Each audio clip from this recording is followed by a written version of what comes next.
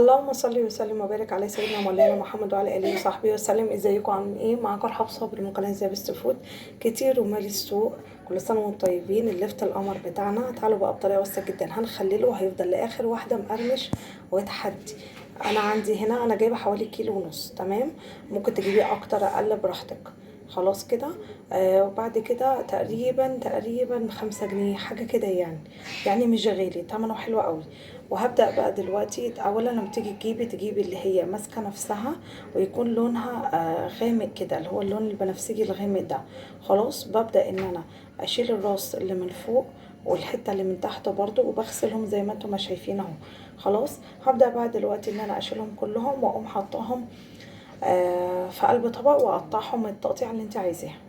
اه انا قطعت التقطيع اللي انا عايزاها صوابع كده اللي يعجبك، مكعبات كيوبس كده صغيره براحتك خالص. شايفين لونه زي ما قلت لكم؟ بصوا لما تفتحي قلبه كده شايفين؟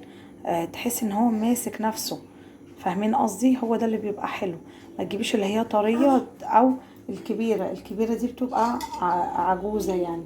خلاص. يعني حاولي تجيبيه الصغير كده شويه عشان يديكي زي ما بقولك كده الايه، تبقى الجمدان ده. وتشيلي بقى براحتك اللي ايه، العروش اللي بتبقى من فوق. في ناس بتسيبها بس انا ايه يعني بصراحه بشيلها.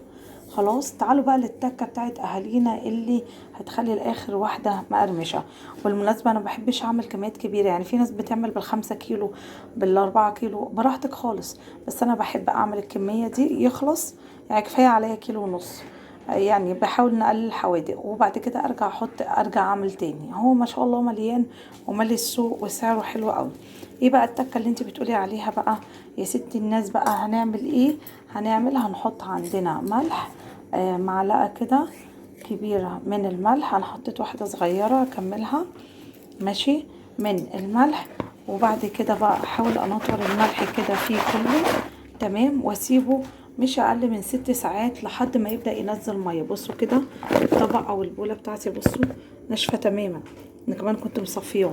سيبيه بقى لحد ما ينزل ميته. والتكه دي بتفرق جدا جدا جدا معاكي في اللفت. سواء تحطي بنجر او مش هتحطي مش هتفرق. المهم التكه اللي انا قلتلك عليها بقى. نسيبه بقى مع نفسه كده، نغطيه ونسيبه بقى ونشوفه بعد ما ينزل ميته عامل ازاي. تعالوا بقى نشوف بعد ما عدى 6 ساعات كده ولا حاجه. بصوا كميه الميه اللي نازله، بصوا دي لازم تتصفى طبعا.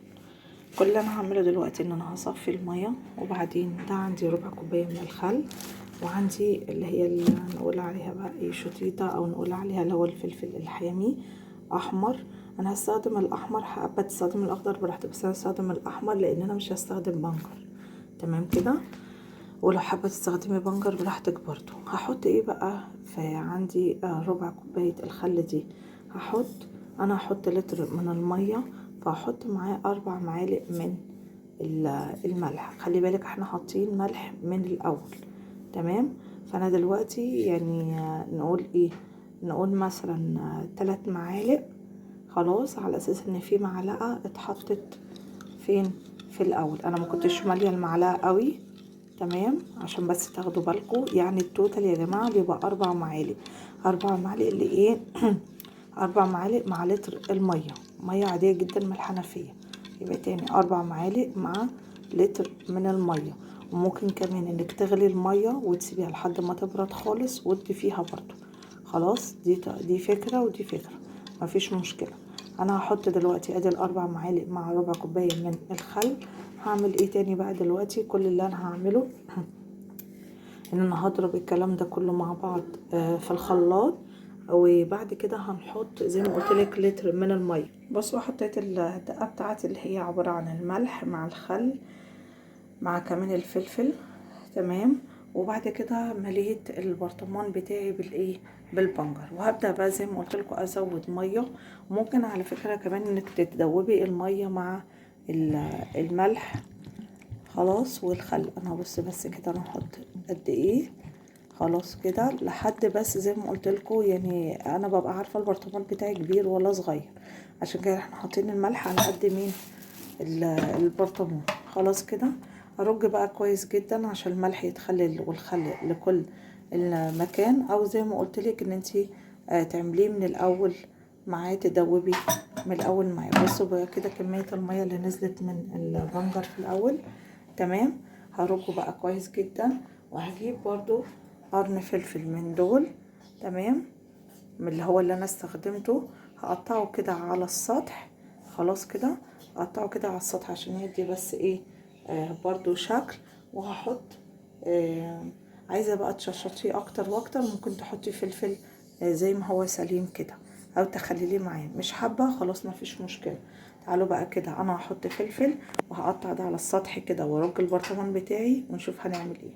اهو بحاول ارجه واسيبه مقلوب كده دقيقتين كده، عشان كل بقى الايه الفلفل مع بصوا الفلفل مع الدقة مع الخل مع الكلام ده كله يوصل لاخر ايه واحدة. سيب بس كده دقيقتين 3 وارجعي بس اعدليه، وبألف هنا وشفا. ما بياخدش كام يوم وتفتحي عليه وتدوقيه روعة، مفيش احلى من كده. ده لونه طبيعي، انا ولا حطيت له بنجر ولا اي حاجة. حابة انتي تحطي طبعا بيدي قيمة غذائية حلوة قوي. لو حابة تحطي، اما تحطي وانت بتضربي الخل مع الملح مع البنجر مع الفلفل، او انك تقطعي نص بنجرية كده وتحطيها في قلب البرطمان. خلاص كده تعالوا بقى نشوف بعد كده. ايه رايك بقى؟ ادي شكل المخلل بتاعنا، تمام. المية هي واصله اهي، وزي ما قلت لك حطيت فلفل من فوق، وتقدر تستخدمي البنجر. بصراحه هايل. بحب اخلص الكميه دي وارجع اعمل تاني. انت حابه تعملي مثلا 5 كيلو و10 كيلو براحتك خالص. حابه بقى هقولك على طريقه كمان تحتفظي بيها، طريقه المصانع لفتره كبيره. هما بيعملوا ايه لان مبقاش موجود طول السنه؟ بيعملوا ايه بقى؟ بيجيبوه، عايز تحتفظي بيه فتره اكبر، بتحطيه في نفس التخليل بتاعه ده، الميه والملح والكلام ده كله، بس بتحطيه وهو سليم زي ما هو، يعني تنضفيه وتحطيه زي ما هو ده كده، يقعد معاكي فتره اطول.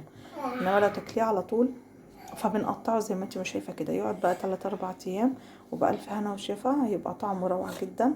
اتمنى ان انتوا تجربوا الطريقه. ولو عجبكم الفيديو ما تنسوش تشتركوا في القناه وتفعلوا زر الجرس. كانت معاكم رحاب صابر من قناه زابس فود، وشكرا، والسلام عليكم ورحمه الله وبركاته.